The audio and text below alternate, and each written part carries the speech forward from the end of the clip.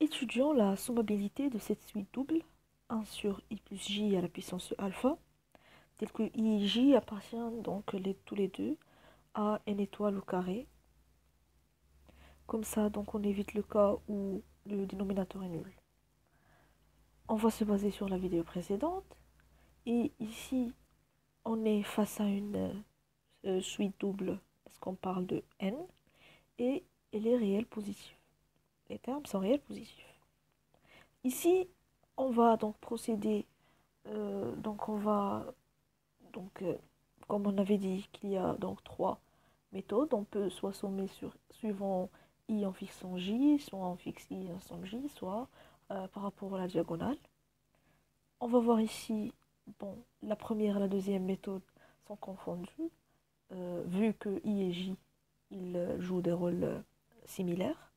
Donc, ici, comme premier exemple, on va faire les deux cas. On va sommer, par exemple, en fixant i, puis en donc variant j, et on va sommer par rapport à la diagonale. Ce qui semble ici plus logique, car on a une somme, i plus j, et dans le cas donc, de sommer par rapport à la diagonale, on a i plus j qui est égal à n, toujours. Bon, ici on va voir les deux méthodes, pourquoi pas. Donc, première méthode. Comme on avait dit, la première des choses, on doit préciser que c'est une somme qui est réelle positive. Et la deuxième des choses, on doit montrer qu'elle est sommable. Pour montrer qu'elle est sommable, donc qu'est-ce qu'on doit faire? On a deux critères à satisfaire. On doit montrer la première des choses que, à titre de rappel, que si on fixe par exemple i, pour tout i dans n, on doit avoir la somme de j dans n étoile ici, de j dans n étoile, de notre donc, série 1 plus i plus j à la puissance alpha, qui cherche la première des choses. Et la deuxième des choses, on doit avoir la somme de i dans n étoile, ici de notre série j allant de 1 jusqu'à l'infini, de 1 sur i plus j à la puissance alpha, qui converge aussi. Donc, la première chose, on doit montrer que ces deux conditions sont satisfaites, et puis on peut utiliser donc le théorème de permutation des sommes. Donc, la première des choses, qu'est-ce qu'on va faire? On doit montrer donc cette sommabilité. Bon. Donc, si on fixe donc le i pour tout i dans n étoile, on sait que cette série-là, 1 j tout à la puissance alpha, avec j qui appartient à n étoile, elle converge. Si et seulement si, c'est une série de Riemann. Donc le j, là, il est en train de varier. Pour bien ici clarifier, on va écrire alpha comme ça. C'est une série de Riemann, elle converge si et seulement si alpha est supérieur strictement à 1. Le cours sur les séries. Et maintenant, on a la première condition qui est vérifiée si et seulement si alpha est supérieur à 1. Maintenant, on doit voir la convergence de donc la deuxième. Et on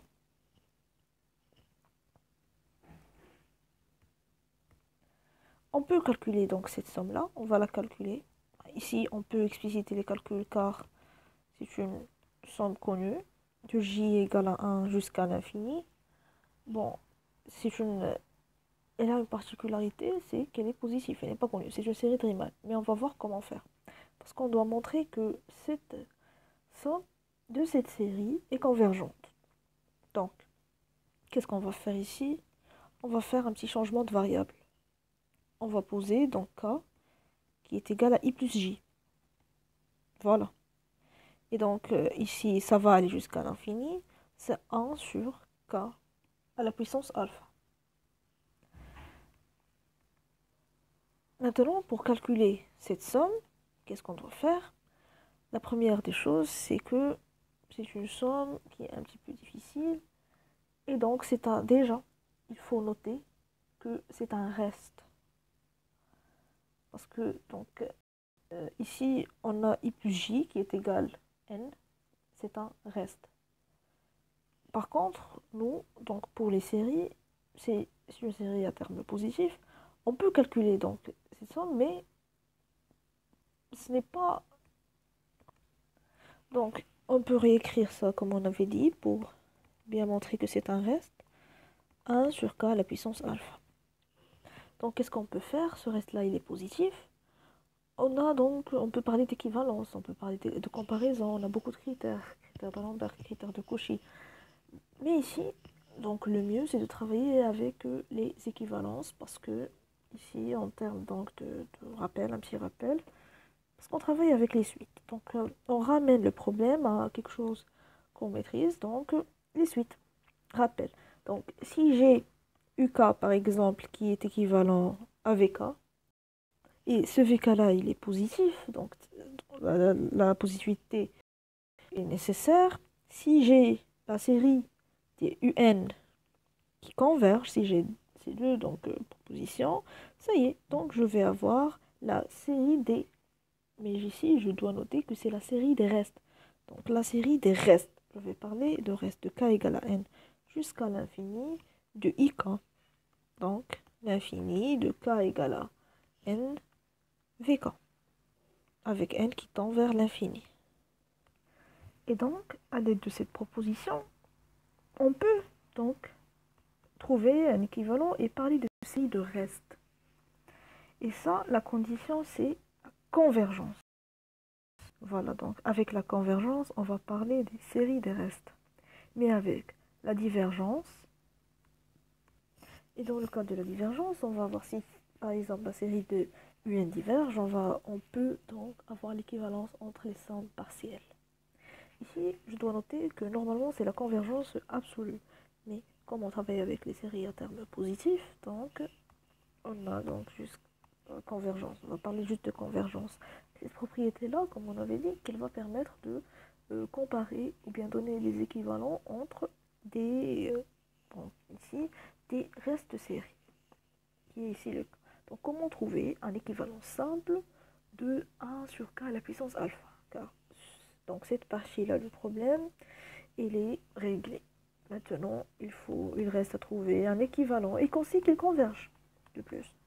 Donc, trouver un équivalent de quelque chose et qui est simple de plus.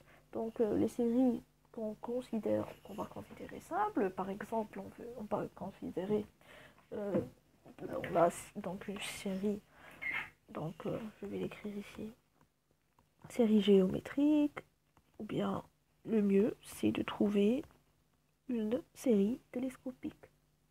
Car une série télescopique, c'est facile à calculer la somme, série géométrique, encore plus facile. Et ici, le mieux, c'est de choisir une série télescopique. Alors, comment ici avoir une série télescopique? Donc, si on voit comme ça et essayer de l'écrire sous forme donc, de quelque chose qui est télescopique, c'est difficile. Mais quand on veut, bon, la plupart du temps, si on veut travailler avec des séries donc, qui sont télescopiques, il y a ici une propriété très intéressante. Si on a l'intégrale, faire l'intégrale d'une fonction, par exemple de k jusqu'à k plus 1 de f de t de t. Si on travaille donc avec une primitive, on va ici avoir f de k plus 1 moins f de k.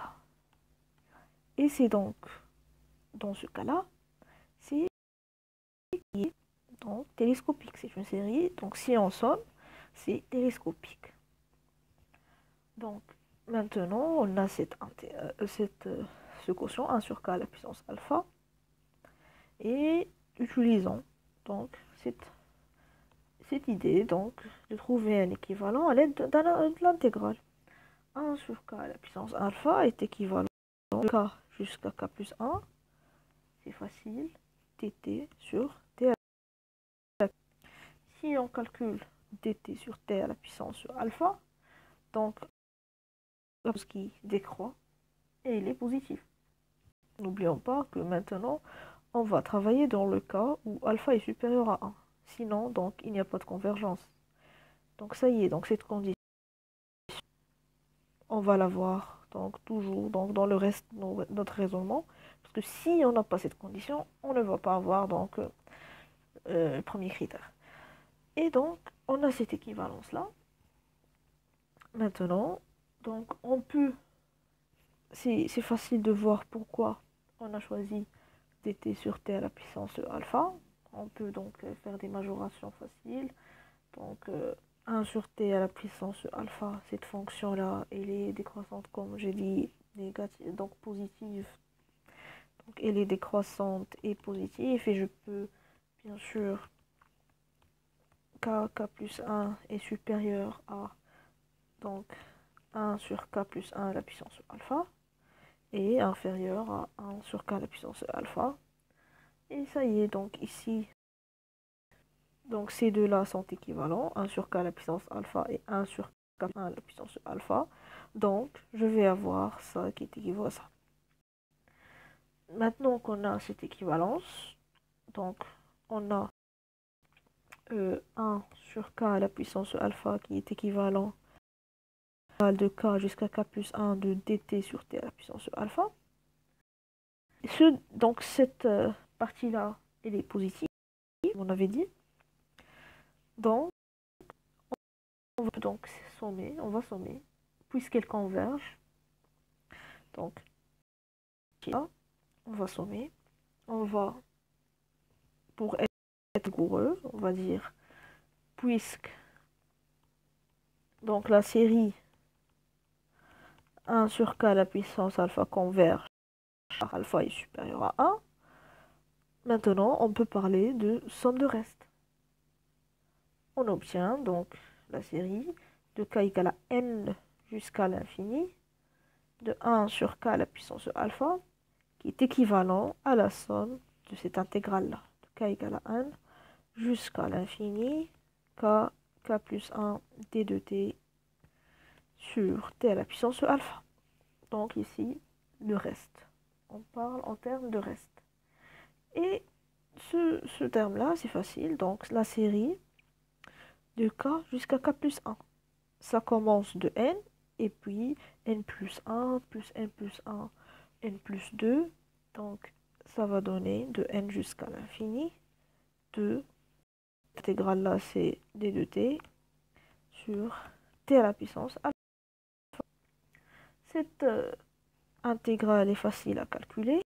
Donc si on calcule, on va avoir à la fin, donc si on simplifie, c'était puissance moins alpha sur dt, c'est équivalent à 1 et on ajoute le 1 moins alpha, t à la puissance 1 moins alpha, ça va être, donc ça varie, donc l'infini, de l'infini jusqu'à n, donc 1 sur t à la puissance 1 moins alpha, on peut le réécrire, donc comme ça, donc c'est 1 sur t à la puissance alpha moins 1, quand ça tend vers l'infini, ça nous donne 0, et on va avoir moins, ça va donc nous donner 1 sur alpha moins 1, 1 sur n puissance alpha moins 1.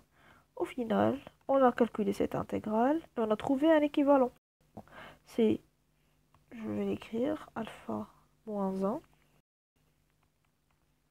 n à la puissance alpha moins 1. Voilà, on a calculé cette intégrale. Tout ça, c'est l'équivalent de ce reste. Et ce reste-là, donc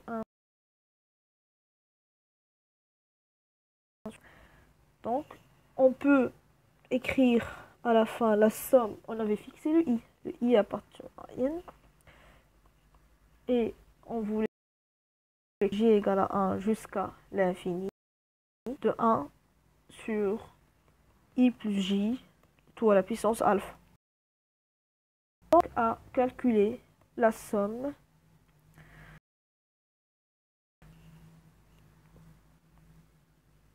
on s'est ramené donc à calculer la somme.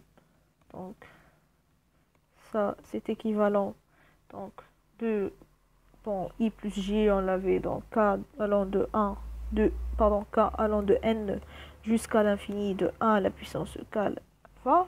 Et ça, c'est équivalent, comme on l'avait vu. Donc, c'est la somme de 1 sur k à la puissance alpha, qui est 1 sur alpha moins 1, n à la puissance alpha moins 1, avec i appartenant à n. Est-ce que cette série converge? Donc, parce que donc on a dû calculer